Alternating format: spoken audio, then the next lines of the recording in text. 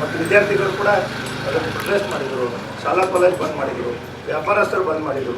ಅನೇಕ ಸಮಾಜದ ಮುಖಂಡರು ABVPದವರಾಗಲಿ, ವಿದ್ಯಾರ್ಥಿ ಪರಿಷತ್ತಾಗಲಿ, NSU ಆಗಲಿ, ಯಾವುದೇ ಸಂಘಟನೆಗಳು ಮಾಡಿಲ್ಲ ಅಂತಲ್ಲ, ಎಲ್ಲರೂ ಕೂಡ ಪ್ರೊಟೆಸ್ಟ್ ಮಾಡಿ ಈ ಒಂದು ನ್ಯಾಯ ಇಲ್ಲಿ 14 ದಿವಸಗಳಲ್ಲಿ ಇಂಟರ್ನ್ಯಾಷನಲ್ ಲೆವೆಲ್ ಅದನ್ನು ಮುಗಿಸಿದ್ದಾರೆ. ಅದಕ್ಕೆ ಮಾಧ್ಯಮ ಮುಖಾಂತರ ನಾನು ಕೂಡ ಅವರಿಗೆ ಕೃತಜ್ಞತೆ ಸಲ್ಲಿಸ್ತೀನಿ. ಅದೇ ರೀತಿ ನನಗೂ ಕೂಡ ಈಗ ರಾಜ್ಯದಲ್ಲಿ ನಮ್ಮ ಮಹಿಳಾ ಮಂತ್ರಿಗಳಿದ್ದಾರೆ, ಅವರು ಒಂದು ಕುಟುಂಬದ ಮೆಂಬರಾಗಿ, ನಮ್ಮ ಹಿರಿಯ ಸಹೋದರಿಯಾಗಿ, ನಮ್ಮ ಅಕ್ಕನಾಗಿ ನನಗೆ ಪೂರ ಧೈರ್ಯ ತುಂಬಿದ್ದಾರೆ. ನಿನ್ನ ಜೊತೆಗೆ ನಾನು ನಿಲ್ತೀನಿ ಮತ್ತು ಯಾವುದೇ ಕಾರಣಕ್ಕೂ ಆಕಿನ ಆತ್ಮಕ್ಕೆ ಶಾಂತಿ ಸಿಗುವ ಕೆಲಸ ಕೂಡ ನಾವು ಎಲ್ಲರೂ ಕೂಡ ಮಾಡೋಣ ಅನ್ನೋ ಮಾತು ಕೂಡ ನಮ್ಗೆ ಡೇ 1 ಹೇಳಿದರು. ಇವತ್ತು ಕೂಡ ಅದೇ ಇದೆ. ಅದಕ್ಕೆ ಮೇಡಮ್ ಅವ್ರಿಗೆ ಕೂಡ ನಾನು ಆಭಾರಿಯಾಗಿದ್ದೀನಿ. ಅದೇ ರೀತಿ ನಮಗೂ ಕೂಡ ಈಗ ರಾಜ್ಯದಾಗ ವಿಧಾನಸೌಧದಲ್ಲಿ ಕೂಡ ಧ್ವನಿ ಎತ್ತಿ ಮಾತಾಡ್ತೇನೆ ಅಂತ ಹೇಳಿದ್ದಾರೆ. ಇದೇ ರೀತಿ ನನಗೆ ಪಾರ್ಲಿಮೆಂಟ್ ಕೂಡ ಧ್ವನಿ ಎತ್ತೋರು ಬೇಕಲ್ಲ.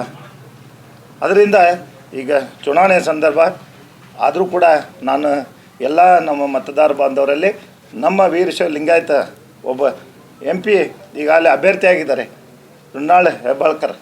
ಅವರು ಕೂಡ ಯುವಕರಾಗಿದ್ದಾರೆ. ಈ ಘಟನೆ ಕೂಡ ಸಂಪೂರ್ಣವಾಗಿ ಅವರು ಕೂಡ ಕೂಲಂಕಷವಾಗಿ ಅದನ್ನು ಸರಿಯಾಗಿ ಚೌಕಸಿಯಿಂದ ಕಂಪ್ಲೇಂಟ್ ಕಾಪಿಯಿಂದ ಹಿಡ್ಕೊಂಡು FIR ಕಾಪಿಯಿಂದ ಹಿಡ್ಕೊಂಡು ಇಲ್ಲಿವರೆಗೂ ಏನೇನು ಘಟನೆಗಳದ ಅವರು ಕೂಡ ಮಾಹಿತಿಯನ್ನು ಪಡ್ಕೊಂಡಿದ್ದಾರೆ, ಮೇಡಮ್ ಅವರು ಪಡ್ಕೊಂಡಿದ್ದಾರೆ. ಮತ್ತು ಇಲ್ಲಿಂದ ಹಿಡಿದ ದಿಲ್ಲಿ ತನಕ ಕೂಡ ನಮ್ಮ ಹೋರಾಟ ಇರಬೇಕು. ಅದಕ್ಕೆ ಋಣಾಳ್ ಹೆಬ್ಬಾಳ್ಕರ್ ಅವ್ರಿಗೂ ಕೂಡ ತಾವೆಲ್ಲ ನಾಗರಿಕರು, ಮತದಾರರು ಮತ್ತು ಎಲ್ಲ ನಮ್ಮ ಹಿತೈಷಿಗಳು, ಒಬ್ಬ ಕಾಂಗ್ರೆಸ್ ಕಾರ್ಪೊರೇಟ್ರಾಗಿ ನಾನು ಈ ಮಾತು ಹೇಳೋಕ್ಕೆ ಇಚ್ಛಪಡ್ತೀನಿ. ಅವರು ಕೂಡ ಕಾಂಗ್ರೆಸ್ ಅಭ್ಯರ್ಥಿಯಾಗಿದ್ದಾರೆ. ಘಟನೆ ಆಗಿದ್ದು ದುರಂತ, ಎಲ್ಲರೂ ಖಂಡಿಸಿದ್ದಾರೆ, ಪಕ್ಷಾತೀತ ಜಾತ್ಯತೀತ ಮಾಡಿದ್ದಾರೆ, ಎಲ್ಲರೂ ಹೋರಾಟ ಮಾಡಿದ್ದಾರೆ.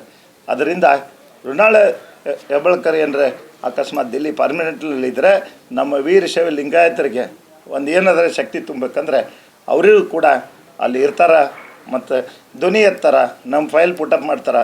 ಇಲ್ಲೇ ಏನಾರ ತಪ್ಪಿದ್ರು ಕೂಡ ಅಲ್ಲೇ ಪಾರ್ಲಿಮೆಂಟಲ್ಲಿ ಕೂಡ ಒಂದು ಆವಾಜ್, ಒಂದು ಧ್ವನಿ ಎತ್ತಕ್ಕೆ ನಮ್ಮವ್ರು ಇರಬೇಕು ಅನ್ನೋ ಒಂದು ಬೇಡಿಕೆ ಕೂಡ ತಾನು ಎಲ್ಲ ಮತದಾರ ಬಂದವಲೇ ಮತ್ತು ಈ ಬೆಳಗಾವಿ ಲೋಕಸಭಾ ಕ್ಷೇತ್ರದ ಎಲ್ಲ ಮತದಾರರಲ್ಲಿ ನಾವು ವಿನಂತಿಯನ್ನು ಮಾಡ್ತೀನಿ. ಅದಕ್ಕೆ ದಯಮಾಡಿ ತಾವು ಆಶೀರ್ವಾದ ಮಾಡಬೇಕು. ಯಾವುದೇ ರೀತಿಯಿಂದ ತಪ್ಪು ತಿಳುವಳಿಕೆ ಆಗಬಾರ್ದು. ನಮ್ಮ ಮಂತನದಲ್ಲಿ ದುಃಖಿದ್ರೂ ಕೂಡ ನಮಗೂ ಕೂಡ ಭಾಳ ನೋವಿದೆ. ಅದೇ ರೀತಿ ಚುನಾವಣೆ ಸಂದರ್ಭ ಈಗೇನರ ನಮ್ಮವ್ರು ಹೋದರೆ ನಾಳೆ ಧ್ವನಿ ಎತ್ತೋರು ಇರಲಾರ್ದಂಗೆ ಆಕೈತಿ. ಅದಕ್ಕೆ ದಯಮಾಡಿ ಯಾರೂ ಅನ್ಯತಾ ಭಾವಿಸ್ಬಾರ್ದು.